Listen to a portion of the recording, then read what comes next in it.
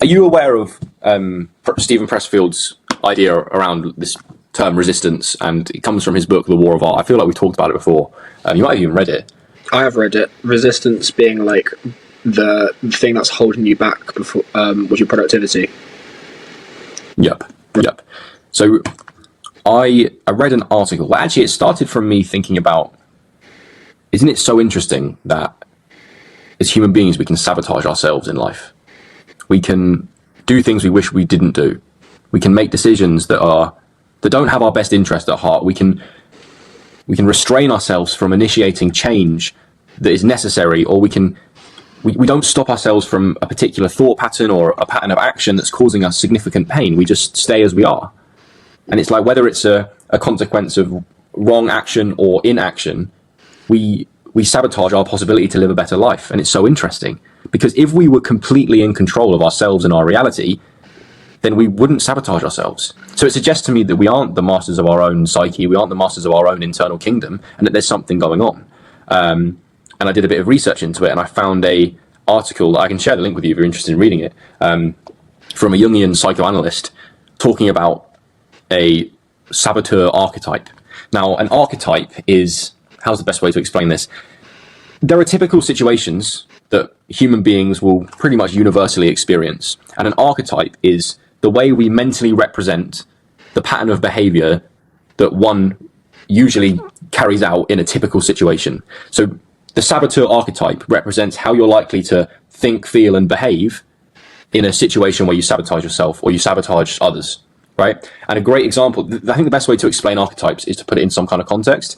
So we've all probably watched Disney's The Lion King, and there's Simba's uncle Scar, who is the evil character. He is the prime example of a saboteur, right? He is ruining Mufasa's reign over the kingdom.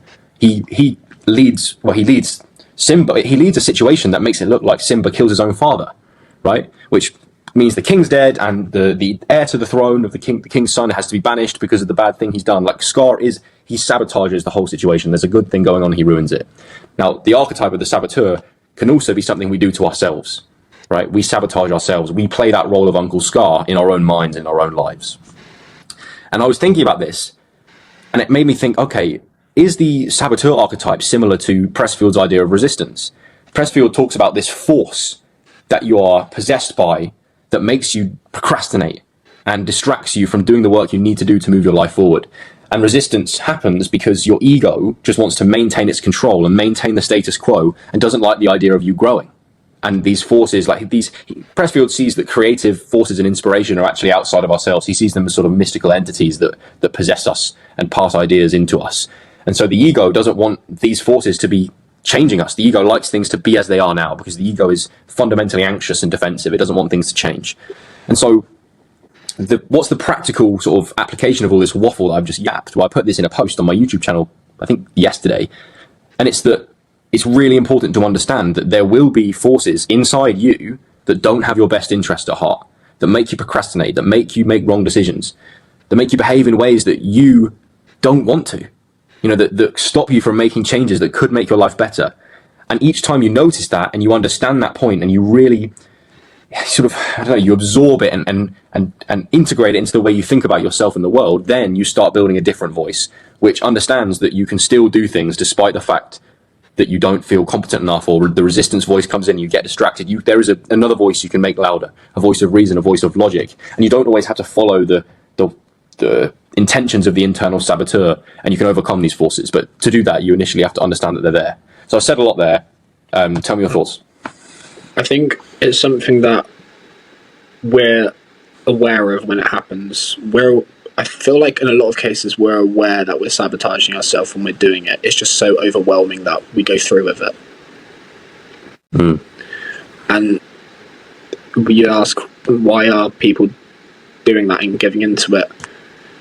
And it must be a weakness to overcome the resistance, in the same way that there's resistance with productivity, and that you're able to, the more you realise that is the start, that's the hardest thing often, and then you get in the routine and it becomes a habit. Then the same with when you understand that your lower self is talking to you, your animal self, and it wants you to do something bad. Once you overcome that a couple of times, it becomes a habit, and then it's just who you are. Well, Pressfield talks about the solution to resistance being what he calls turning pro, which means showing up like you're a professional to the things that you care about, like showing up to write or to train or to practice anything, any new skill or hobby or profession that you're trying to do, showing up despite the fact that your brain might whisper in your ear about how you aren't good enough or how it might not be the right path or how people might perceive you. It's like it's hinting to the fact that sometimes we instantly, without questioning it, believe the things that the voices in our head tells us. Just because they're in our head, we think they are telling us the truth, and that's just how it is. But I don't think we can fully trust the way we think and feel most of the time. And like, if you think about it, that's Pressfield's angle. If you think about it in terms of the sabatoure archetype, and we continue our use of the Lion King as kind of a symbolic narrative for this, Scar sabotages the kingdom and banishes Simba, right? And Simba goes out into the deeper jungle, and he meets these two humorous characters, these mentors, Timon and Pumbaa, who's like I think they're a meerkat and a wild boar, and he goes through the challenges of becoming an adolescent with them and sort of adopts their philosophy for life, Hakuna Matata. Do you know what I mean? Don't worry about things and stuff. But then what happens? Well, Simba decides to go back to the kingdom and still show up despite the saboteur being there, and eventually he defeats the saboteur. But that comes from the bravery to return back to the thing you sabotaged, to show up and battle against it. I mean, be a voice in response to it. So yeah, I think there's a good. We have the ability to control our thoughts in some way.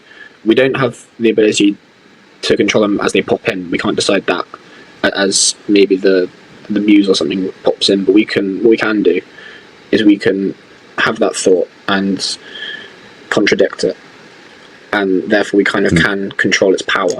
And so if you're able to do that, then you won't sabotage yourself. Well, that's the joy and beauty of human self-awareness.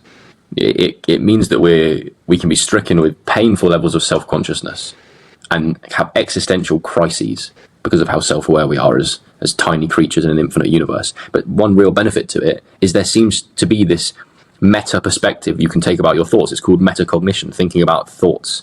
You can detach, and you can kind of go above your own thinking and evaluate your own thoughts. And it's called cognitive reframing, this idea that you can think something, but then you can manipulate how you think about that thought. There's the spontaneous thought that comes into your mind.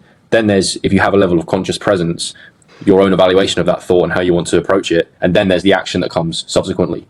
You know, organisms with no self-awareness or less self-awareness than us will just have the instinct, the spontaneous thought, the feeling, the impulse to drive, and they'll just act. Whereas what's so interesting about human beings is we have this weird mindfulness gap where we can train that, and we can go, well, do we want to follow these thoughts? Do we want to justify these thoughts?